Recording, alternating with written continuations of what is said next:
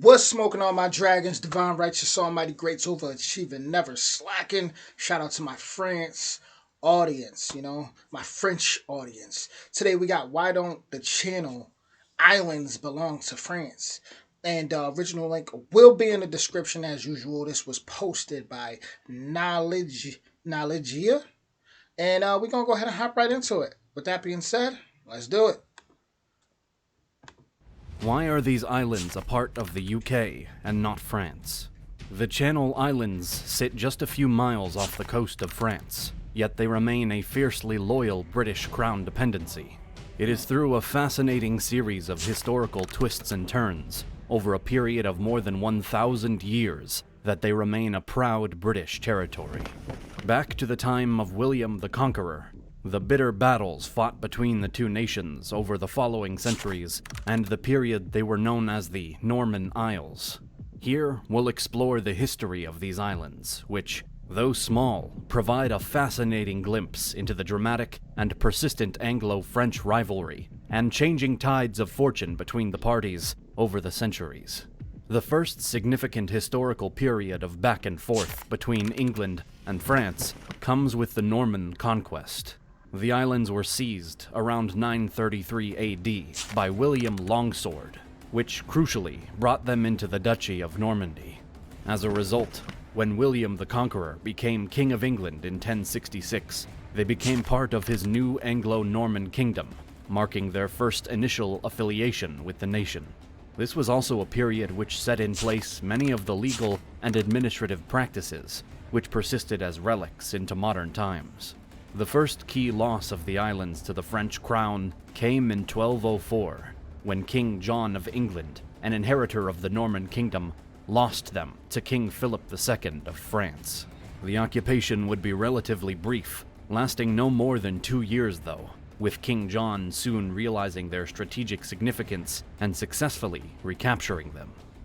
As well as newfound military importance, Jersey and Guernsey would also experience an economic boom through the 13th century, as it served as a stop-off point for ships carrying goods across the channel between France and England. The period would see more intrepid voyages too, on the part of the Channel Island inhabitants, who established routes to the rich fishing waters off Iceland. As early as 1246, locals were documented making this journey regularly, returning with their valuable catch to be sold to both the English and French. These were lucrative enterprises, which helped fuel a population boom, as well as further recognition of the island's strategic and economic importance. It would also set in place a trend of intrepid seafaring, which would bring benefits for the Channel Islanders on European discovery of the New World too.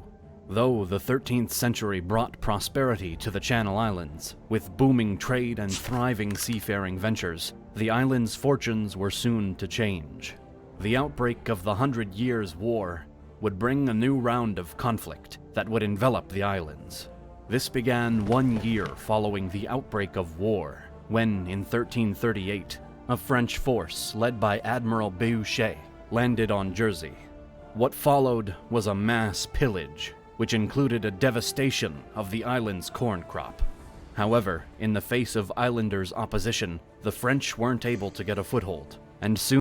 That's brutal. I don't know if they have one out right now, but if they don't, they need to come up with a really good Hulu or Netflix TV show just about the 100-Year War. That would be awesome. If they made off. If they already got one, definitely let me know. For other targets. In recognition of their resistance and loyalty to the crown, the islanders were granted their old unique rights by English King Edward III. These maintained the Channel Islands' semi-autonomy and their division from the rest of the English realm, a process which would be continued under the successive monarchs, cementing the Channel Islands' somewhat unique legal status. In the midst of the conflict affecting the islands during the 100 Years' War, the plague would also reach Jersey and Guernsey around 1348, with devastating results. If death records of northern France are anything to go by, then it is likely up to 40% of islanders were claimed by this fearsome disease. This would contribute to a period of economic decline and stagnation, far removed from the boom years of the 1200s. The conclusion of the Hundred Years' War in 1453 would bring only brief respite, with the political landscape shifting once again as England plunged into its own internal struggle, the Wars of the Roses. This would soon impact the islands, with a French force taking advantage of relative British weakness at this point due to their internal conflict, invading and holding Jersey between 1461 and 1468, before being repelled by Yorkist and militia forces. The conclusion of the War of the Roses brought two separate charters of privilege for the islands, granted by King Edward IV, which pulled the islands further into the English orbit. This was consolidated with a papal bull granted to King Henry VII in 1496, which transferred the authority of bishops over the islands from France to England. He would be the last English king to seek the authority of the papacy, though with his son, Henry VIII, soon to move against the authority of the Catholic Church with his formation of the Church of England. Henry's embrace of the rising wave of Protestantism across the continent, albeit for largely personal reasons, would carry the islands with him. Their embrace of this new church also helped ensure an increasingly unbridgeable divide between Catholic France and the newly Protestant islands. The island's status as a Protestant bastion would be furthered, as many French Huguenots fleeing prosecution in mainland France used them as an initial haven in their escape, either to England or the New World. The emergence of the English Civil War in the mid-17th century would present a new challenge for the Channel Islands. By now, the population was used to intermittent hostilities between England and France. They were not accustomed, though, to internal war in Britain itself. This would throw Guernsey and Jersey at times into the center of the bitter battle unfolding in Britain. There was a split in support between parliamentarians and royalists on the islands, much like the rest of the nation. However, Jersey remained a royalist stronghold for the most part, at least at the level of its leadership. This was reflected in a visit to the island by future King Charles II, following his father's execution. Here, in 1649, he was proclaimed rightful king among the local inhabitants in the town square, to cheers of celebration and a jubilant atmosphere. No doubt this helped to swell the islanders' sense of pride in being the venue for such an occasion, not to mention the strengthening of their loyalty to the English nation, which was near unshakable by this point. Jersey and Guernsey were both eventually taken by parliamentarian forces during the course of the English Civil War. Jersey, in fact, as the last remaining loyalist stronghold in the whole of the British Isles, drew much attention from London, with a fleet of 84 ships and 8,000 men dispatched in 1651 to retake it. This was a large continent, and both a declaration of parliamentarian power, but also recognition of the continued importance of the Channel Islands.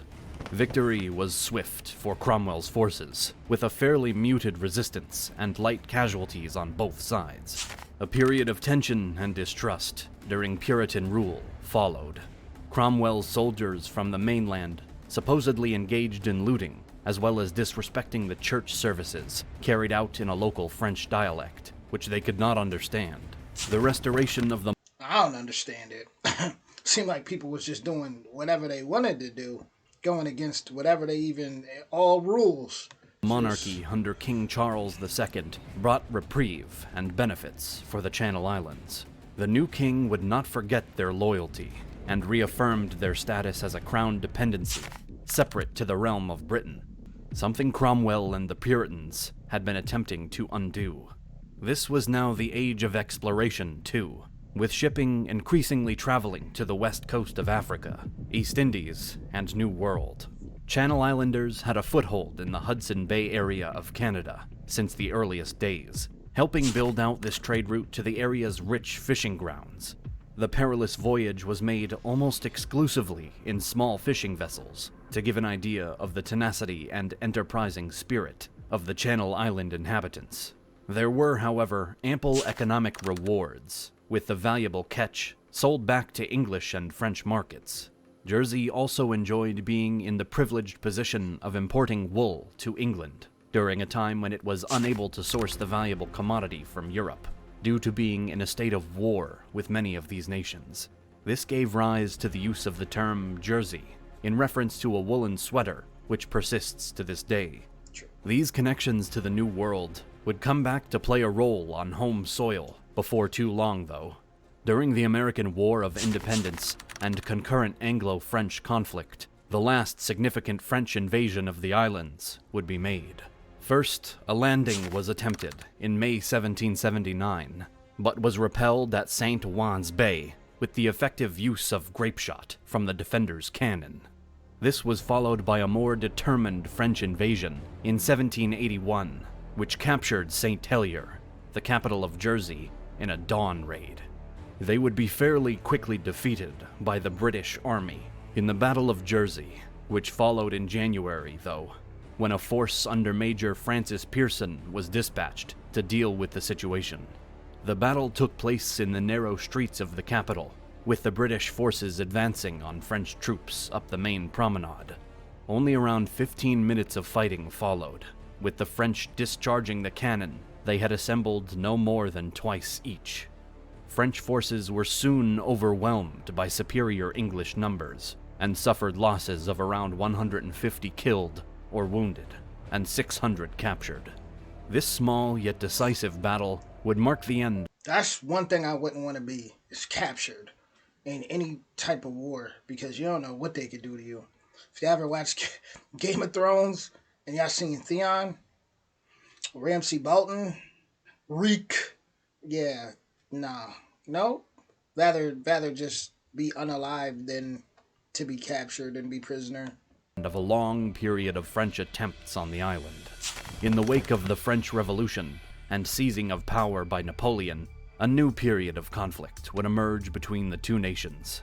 Given the intensity of the Napoleonic Wars and the fact of the Channel Islands' highly strategic position, it seems strange Napoleon didn't seek to take them during the course of the conflict.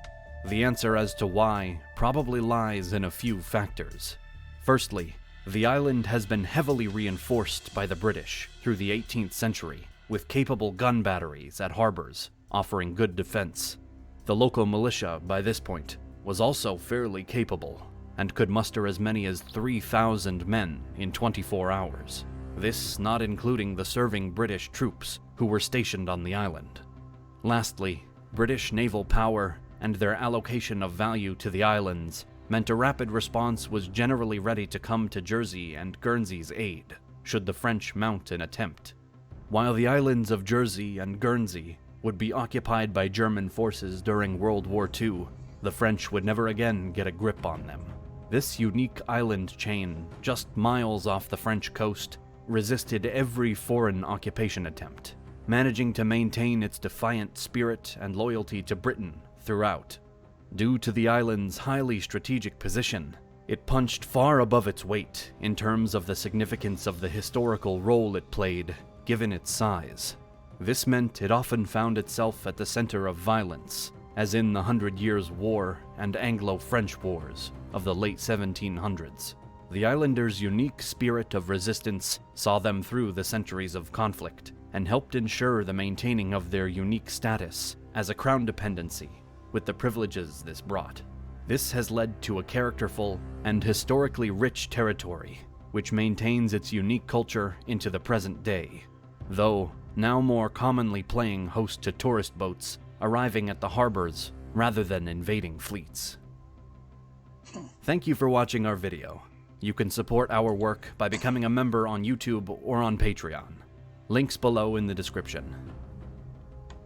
I know they was happy. Are they happy now? You'd rather get vacationers and people who want to tourist than to get people pulling up with a war. Jeez, those islands have seen some brutal times, more than we can imagine, but they still here.